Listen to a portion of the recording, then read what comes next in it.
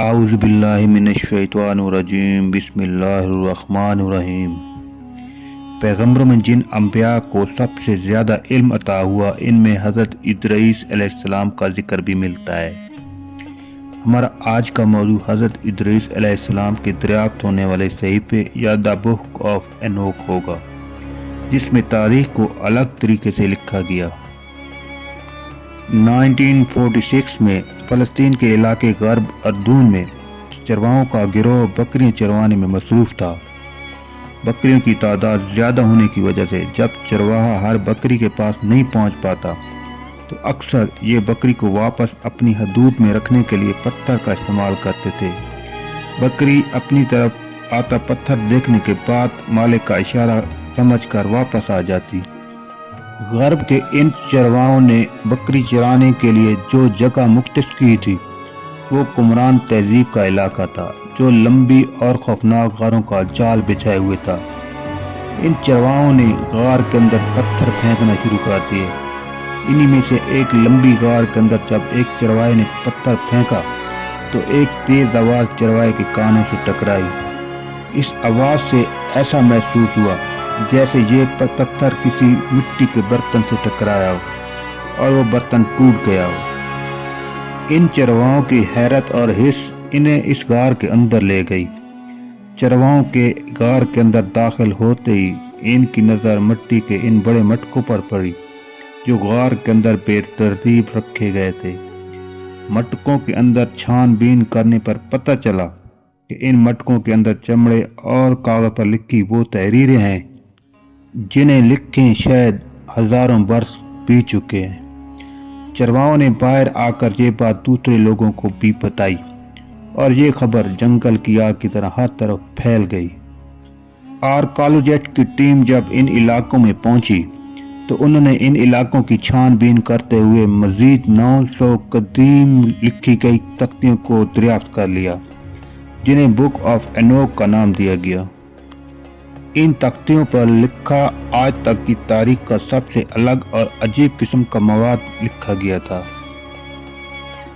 जिसमें एक अलग को खास किस्म की मखलूक से लेकर तूफान नूह अलैहिस्सलाम का तज़किरा भी किया था। ये सहीफा क्या था, इसमें किस किस्म का तज़किरा किया गया, द बुक ऑफ एनोक को बाइबल का हिस्सा क्यों नहीं बनाया गया, आज की इस वीडियो में जानने की कोशिश करेंगे।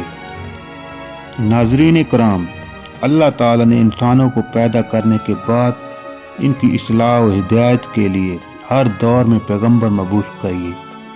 इन पैगंबरों की तादाद कम बेश 1,24,000 बतलाई जाती है, जिनमें कुछ पैगंबरों का जिक्र तो कुरान और हदीस में मौजूद है, मगर कुछ का तज़किरा तारीख में खामोश है। इनमें से कुछ पैगंबरों पर किताबें और सहीफे उतारे गए, जिनमें तौरात, जबूर और इंजील शामिल है। इनको आज बाइबल के नाम से एक जगह इकट्ठा कर दिया गया, जिसमें अल्लाह के फरमान, पैगंबरों के अक़वाल, तारीख के वाक़यात व हालात को एक जगह इकट्ठा कर दिया गया। मगर इनमें से एक ऐसी आसमानी किताब जिसमें हैरत अंगेज और पुरअसरार बातें जो शायद दुनिया के किसी किताब में नहीं मिलती, इस किताब की इन्हीं तहरीरों को देखते हुए उलमा ने इसे बाइबल की किताब से जुदा कर दिया। ये वो किताब है जिसे किताब हनूक या बुक ऑफ एनोक कहा जाता है। हज़रत इदरीस अलैहिस्सलाम, जिनका जिक्र इस्लाम में मौजूद है, इन्हें दूसरे नाम हनूक से भी याद किया जाता है। हज़रत इदरीस अलैहिस्सलाम का अंबिया अलैहिस्सलाम में तीसरा नंबर है।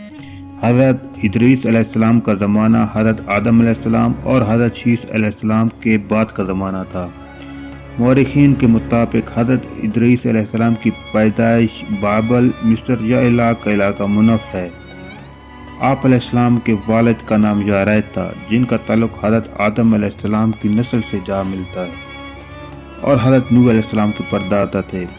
हज़ारों साल पुरानी मिलने वाली तख्तियों ने हज़रत इदरीस अलैहिस्सलाम को एक अजीम बादशाह के नाम से याद किया, और इसी बादशाह ने सबसे पहले लिखने और पढ़ने का तरीका ईजाद किया था। द बुक ऑफ एनोक ने तारीख को बिल्कुल मुख्तलिफ तरीके से बयान किया। اینوک کہتی ہے خدا نے ویچر یعنی فولن اینجل کو زمین پر گرایا جو سردار شمیازہ کی سربراہی میں تھی اور جسے ہزاروں سال بیت گئے۔ اس کے اترنے کا مقام کوہ ہرمن کا پہاڑ تھا اور اس کی فوج میں 199 سپاہی شامل تھے۔ یہ گروہ اس مشن کے ساتھ زمین پر اترا کہ ہم انسانوں کی بیٹیوں کے ساتھ شادی کریں گے۔ یہ ویچر دراصل خدا کے فرشتے تھے جنہیں انسانوں کی نگرانی کے لیے بھیجا گیا تھا، مگر وقت گزرنے کے ساتھ ساتھ انہیں زمین پر رہنے والی عورتوں کی عشق میں مبتلا کر دیا۔ اس مخلوق سے ایک عجیب قسم کی نسل پیدا ہوئی جو دیکھنے میں بالکل عجیب و غریب مخلوق تھی۔ اس مخلوق نے روز زمین پر وہ تباہی پھیلائی جس کی مثال نہیں ملتی۔ جنگلی جانور، چرند، پرند، حتیٰ کہ انسانوں تک کی نسل کو کھا جاتے۔ اس مخلوق کے ظلم روکنے کے لیے حضرت ادریس علیہ السلام کو مبعوث کیا گیا تھا، مگر اس درندہ صفت مخلوق نے ان کی ہدایت لینے سے انکار کر دیا تھا۔ دی بک آف اینوک کے 3 باب میں لکھی اس عبارت کے ذریعے معلوم ہوتا ہے کہ یہ مخلوق کتنی خطرناک تھی اور کیسے اس نے انسانوں کو فتنہ، فساد اور قتل و غارت کے گر سکھائے تھے، جس کی مثال عزازیل نے انسانوں کو تلوار، خنجر اور ہتھیار بنانا سکھائے، انسان کو زیورات بنانا سنوارنا اور آنکھیں بنانا سکھایا، شامیازہ نے جادو کا سبق سکھایا، امروز نے لوگوں کو جادو کرنا سکھایا۔ ان لوگوں کا ظلم اور بربریت بڑھتی گئی تو خداوند کریم نے 4 فرشتوں میکائیل، یوریل، رافیل اور گبریل کو زمین پر بھیج دیا۔ ان فرشتوں کی ڈیوٹی باغی فرشتوں اور نیپولین کو سزا دینا تھا۔ ان ویچر کو ختم کرنا بھی ان کی ذمہ داری تھی جنہوں نے عورتوں کے ساتھ ناجائز تعلقات قائم کیے تھے۔ ان ویچرز کو پکڑ کر فرشتوں نے زمین کے اندر قید کر دیا جو تا قیامت یہاں قید رہیں گے۔ دا بک آف اینوک کے مطابق حضرت ادریس علیہ السلام کو اللہ نے زمین کے اندر جانے کی اور فرشتوں کے پروں پر سفر کرنے کی طاقت دی تھی، جو اونچائی پر جا کر زمین اور پہاڑ کو دیکھا کرتے تھے۔ انوک کی گزارش کرنے کے باوجود یہی خدا کا فیصلہ تھا کہ زمین پر سیلاب و طوفان آئے گا جس سے تمام قدوقامت منکرین نیپولین ختم ہو جائیں گے۔ اس طوفان کا وقت حضرت ادریس علیہ السلام کے پوتے حضرت نوح علیہ السلام کے دور میں پیش آیا۔ یہ طوفان تمام دیگ اور نیپولین کو بہا کر لے گیا، جس کے بعد آگے انسانوں کی نسل بڑھی۔ یہ وہی لوگ تھے جنہیں اللہ کے حکم سے حضرت نوح علیہ السلام نے کشتی میں سوار کیا تھا۔ پیارے دوستو، یہ تو اس کتاب میں لکھی گئی ساری باتیں تھیں جو کہ دریافت ہوئی، لیکن اسلامی عقائد کے مطابق فرشتے اللہ تبارک و تعالیٰ کی نافرمانی نہیں کرتے۔ لیکن سوال یہ اٹھتا ہے کہ فولین اینجل جو خدا کے فرشتے تھے وہ نافرمان کیسے ہو گئے؟ ان باتوں کا تذکرہ دراصل یہودیت نصرانی روایات میں ملتا ہے کہ اللہ کے فرشتے بھی نافرمانی کرتے ہیں، جو کہ ایک باطل اور من گڑت عقائد کے سوا کچھ نہیں۔ لیکن ایک گمان یہ بھی کیا جاتا ہے کہ فالن اینجل کوئی فرشتے نہیں بلکہ جنات کی ایک قسم تھی جنہیں نافرمانیوں کی سزا زمین پر گرا کر دی گئی تھی، اور اہل کتاب نے انہیں فرشتہ بنا کر پیش کیا۔ ان حقائق میں دوسرا نظریہ ہمیں اس جانب لے کر جاتا ہے کہ ویچر کوئی آسمانی مخلوق تھی جن کا ذکر سنہری تختیوں میں بھی کیا گیا ہے۔